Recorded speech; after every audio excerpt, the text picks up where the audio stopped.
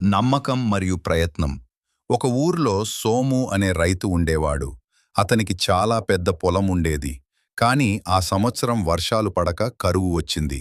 ఊరిలోని మిగతా రైతులందరూ నిరాశతో చేతులు ముడుచుకుని కూర్చున్నారు. వర్షం పడదు, మన పంటలు పండవు అని విధిని తిట్టుకోసాగారు. కాని సోము మాత్రం రోజూ పొలానికి వెళ్లి నేలను దున్ని సిద్ధం చేసేవాడు.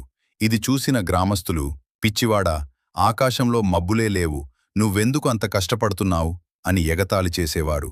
దానికి సోము నవ్వుతూ, వర్షం పడటం నా చేతుల్లో లేదు, కాని వర్షం పడినప్పుడు నా పొలం సిద్ధంగా ఉండటం నా బాధ్యత.